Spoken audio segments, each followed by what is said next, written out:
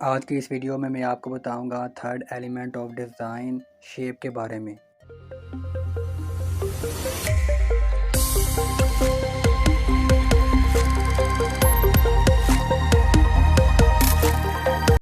अस्सलाम वालेकुम दोस्तों, मेरा नाम है अली अब्बास और आप देख रहे हैं अलीज़ डिज़ाइन हब। दोस्तों, आज की इस वीडियो में मैं आपको third element of design shape के बारे में बताऊंगा। वीडियो शुरू करने से पहले दोस्तों, अगर आपने मेरे चैनल को सब्सक्राइब नहीं किया तो चैनल को सब्सक्राइब कर दें और साथ बेल आइकॉन के बटन पर भी क्लिक कर दें ताकि मेरी नेक्स्ट आने वाली इंटरेस्टिंग वीडियोस के नोटिफिकेशन आपको मिलते रहें। दोस्तों, जिस तरह मैंने आपको अपनी पहली वीडियो में first element of design dot और second element of design line के बारे में बताया है, तो अगर आपने मेरी वो पहली वीडियोस नहीं देखी तो इनके लिंक डिस्क्रिप्शन में मौजूद हैं।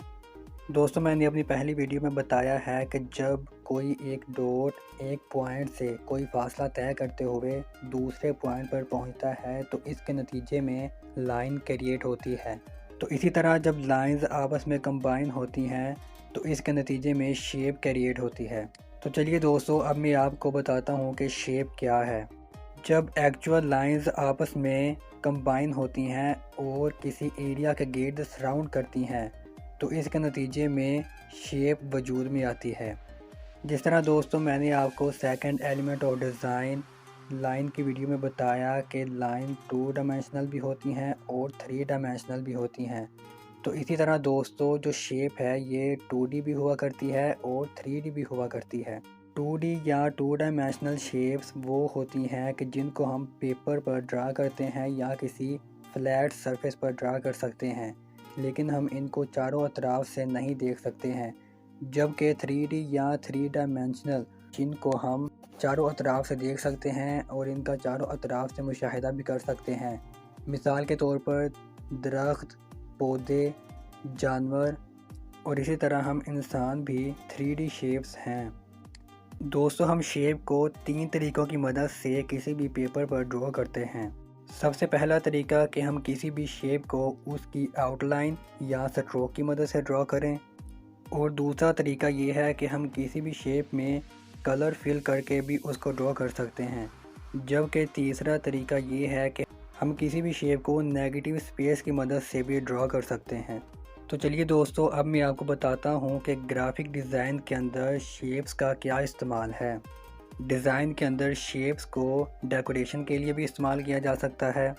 इसके अलावा मटेरियल या कंटेंट बढ़ाने के लिए भी इस्तेमाल की जा सकती हैं।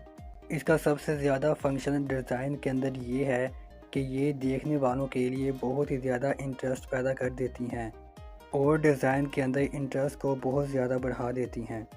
इसके अलावा इन शेप्स को डिज़ाइन के अंदर सिंबल्स के तौर पर भी इस्तेमाल किया जाता है। आगे चल के मैं आपको बताऊंगा कि हम शेप्स को सिंबल के तौर पर कैसे इस्तेमाल करते हैं। इसके अलावा शेप्स को टेक्सचर और पैटर्न बनाने के लिए भी इस्तेमाल किया जा सकता है। आमतौर पर दोस्तों शेप्स की 3 इकसाम हैं। Number 1 geometric shapes, number 2 organic shapes और नंबर 3 एब्स्ट्रैक्ट शेप्स। तो चलिए दोस्तों, अब मैं आपको बताता हूँ कि ज्योमेट्रिक, ऑर्गेनिक और एब्स्ट्रैक्ट शेप्स क्या हैं।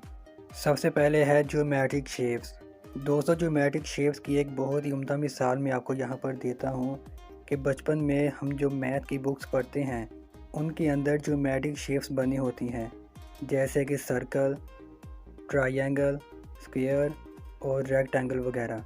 और इन शेप्स को हम कंपास और रूलर की मदद से किसी भी फ्लैट सरफेस पर ड्रा कर सकते हैं। इसके बाद जो दूसरी टाइप है ऑर्गेनिक शेप्स, ये वो शेप्स हैं कि जिनको हम किसी भी फ्लैट सरफेस पे फ्री हैंड तरीके से ड्रा कर सकते हैं बगैर किसी कंपास और रूलर की मदद से। और ये वो शेप्स हैं कि जिनका ताल्लुक हमारे इर्द गिर्द नेचर से होता है। ऑर्गेनिक शेप्स में पत्ते, फूल, पौधे, दरख्त, इंसान और जानवर वगैरह शामिल हैं। इसके बाद जो तीसरी बहुत अहम टाइप है वो है एब्स्ट्रैक्ट शेप्स।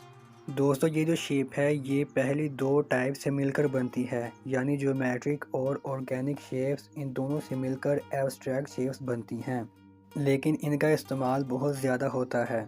जिस तरह मैंने आपको थोड़ी देर पहले बताया कि शेप्स की मदद से हम सिंबल्स भी बना सकते हैं। दोस्तों यहाँ पर मैं आपको एब्स्ट्रैक्ट शेप के हवाले से एक मिसाल देता हूँ।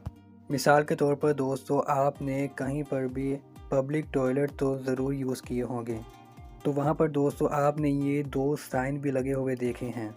दोस्तों ये जो साइंस हैं ये डेफिनेटली शेप्स ही हैं, और ये दोनों शेप्स यानी ज्योमेट्रिक और ऑर्गेनिक शेप से मिलकर ही बने हैं। लेकिन ये एब्स्ट्रैक्ट शेप है और ये एक सिंबल के तौर पर इस्तेमाल की जाती है। तो अब मैं दोस्तों आपको यहाँ पर शेप्स की विजुअल मीनिंग के बारे में बताता हूँ। दोस्तों हमारे इर्द गिर्द जितनी भी शेप्स मौजूद हैं, इनकी डिज़ाइन के अंदर एक ख़ास अफादियत है और इनका एक ख़ास मीनिंग होता है। मिसाल के तौर पर दोस्तों मैं यहाँ पर आपको बताता हूँ कि जो हमारे पास 4 बेसिक ज्योमेट्रिक शेप्स हैं, जैसे सर्कल, ट्रायंगल, रेक्टेंगल और स्क्वायर। तो चलिए दोस्तों अब जानने की कोशिश करते हैं कि डिज़ाइन के हवाले से इन शेप्स का क्या मीनिंग हो सकता है। तो चलिए दोस्तों अब बात करते हैं सर्कल के हवाले से। दोस्तों यहाँ पर मैं आपसे एक सवाल करता हूँ कि जो बाइक के या कार्स वगैरह के टायर्स हैं वो सर्कल की शेप में ही क्यों हुआ करते हैं, या फिर जो फुटबॉल है या बॉल है वो राउंड ही क्यों हुआ करती है। तो बेसिकली दोस्तों यहाँ पर राउंड का मकसद ये है कि जो राउंड या सर्कल चीज़ होती है वो किसी भी शेप में मूवमेंट पैदा करने के लिए इस्तेमाल होती है और इसके साथ साथ मोशन पैदा करने के लिए भी इस्तेमाल होती है। तो इसी वजह से ये चीज़ें जो हैं ये राउंड बनाई जाती हैं। तो दोस्तों इससे हमें ये पता चला कि अगर हमें अपने डिज़ाइन में किसी भी जगह पर मूवमेंट या मोशन की फील देनी हो तो उसके लिए हम सर्कुलर शेप का इस्तेमाल करेंगे। तो चलिए दोस्तों अब बात करते हैं ट्रायंगुलर शेप की। दोस्तों आपने सफ़र के दौरान बोर्ड साइंस तो लगे हुए देखे होंगे। इन पर दोस्तों जो एरो का निशान होता है बेसिकली वो क्या है। दोस्तों एरो एक शेप ही है जिसके एंड पर ट्रायंगुलर शेप का इस्तेमाल किया जाता है। मिसाल के तौर पर दोस्तों आप किसी इवेंट पर जाएं तो वहाँ पर आप डायरेक्शनल साइंस लगे हुए देखते हैं। तो बेसिकली दोस्तों इनके अंदर एरो का ही इस्तेमाल किया जाता है। तो बेसिकली इसका मकसद आपको लोकेशन के बारे में बताया जा रहा होता है। इनके अंदर भी ट्रायंगल का इस्तेमाल किया जाता है। तो दोस्तों ज़रा सोच के बताएं कि इसमें ट्रायंगुलर शेप का क्या मकसद है। जी दोस्तों आपने बिल्कुल सही सोचा कि ट्रायंगल जो है वो कोई भी डायरेक्शन देने के लिए इस्तेमाल होती है। तो दोस्तों इससे हमें ये पता चला कि डिज़ाइन के अंदर अगर हमें किसी भी जगह पर डायरेक्शन की सेंस देनी हो तो उसके लिए हम ट्रायंगुलर शेप का इस्तेमाल कर सकते हैं। तो चलिए दोस्तों अब बात करते हैं उस चीज़ के बारे में कि जिसका हम सब लोग रोज़ाना इस्तेमाल करते हैं। मैं दोस्तों बात कर रहा हूँ रोड्स की। दोस्तों आपने गौर किया होगा कि रोड्स की उतनी विड्थ नहीं हुआ करती कि जितनी उनकी लेंथ हुआ करती है। ऐसा क्यों है? दरअसल दोस्तों जो रोड्स हैं ये डिस्टेंस को कवर करने के लिए इस्तेमाल होती हैं। अगर हम रोड को ऊपर से देखें तो एरियल व्यू में दोस्तों बेसिकली जो रोड है ये रेक्टेंगल की शक्ल में हमें नज़र आती है। तो दोस्तों इसका ये मतलब है कि जो रोड्स हैं ये लेंथ और डायरेक्शन की सेंस देती हैं। तो इसलिए अगर हमें अपने डिज़ाइन में किसी भी जगह पर लेंथ या डायरेक्शन की सेंस देनी हो तो उसके लिए हम रेक्टेंगुलर शेप्स का इस्तेमाल कर सकते हैं। तो चलिए दोस्तों अब बात करते हैं आखिरी ज्योमेट्रिकल शेप स्क्वायर के बारे में। मिसाल के तौर पर दोस्तों आप किसी जगह पर कार्टन्स पड़े हुए देखते हैं तो यकीनन दोस्तों आपके जहन में ये बात ज़रूर आएगी कि इन कार्टन्स के अंदर कोई ना कोई चीज़ मौजूद है। तो इसका मतलब आपको उन कार्टन्स को देखने से ज़ाहरी तौर पर वेट का एहसास होता है। इसकी वजह दोस्तों ये है कि इनकी शेप जो है ये स्क्वायर है और स्क्वायर जो है ये हमेशा वेट को ज़ाहिर करती है। तो लिहाजा डिज़ाइन के अंदर जब हमें किसी भी जगह पर वेट या स्ट्रेंथ का एहसास दिलाना हो तो उसके लिए हम स्क्वायर शेप का इस्तेमाल कर सकते हैं। दोस्तों जब हम शेप्स को एक दूसरे के साथ आगे और पीछे मूव करते हैं तो दरअसल हम डिज़ाइन के ही एक प्रिंसिपल प्रॉक्सिमिटी पर अमल कर रहे होते हैं। दोस्तों आने वाली वीडियोस में मैं आपको प्रॉक्सिमिटी के हवाले से काफ़ी डिटेल के साथ बताऊंगा। दरअसल प्रॉक्सिमिटी का मकसद ग्राफिक डिज़ाइन के अंदर किसी भी मैसेज को कन्वे करने में आसानी पैदा करना है। दोस्तों यहाँ पर मैं आपको एक मिसाल की मदद से शेप को समझाने की कोशिश करता हूँ। दोस्तों यहाँ पर आप मुख्तलिफ ब्रांड्स के लोगोज़ देख सकते हैं। दरअसल ये मुख्तलिफ शेप्स की मदद से ही मिलकर बने हैं और अब ये अपना एक पूरा मीनिंग कन्वे कर रहे हैं। इसी तरह दोस्तों, अगर हम बात करें लेटर्स के हवाले से, तो ये मुख्तलिफ ज्योमेट्रिकल, ऑर्गेनिक और एब्स्ट्रैक्ट शेप्स की मदद से मिलकर बनते हैं और यही लेटर्स आपस में मिलकर अपना एक पूरा मीनिंग कन्वे करने की कोशिश करते हैं। इसी तरह जब बहुत से लेटर्स आपस में कंबाइन होते हैं तो बेसिकली दोस्तों ये शेप्स ही आपस में कंबाइन हो रही होती हैं और एक वर्ड हमारे सामने आ जाता है जिसका कि एक नया मीनिंग होता है।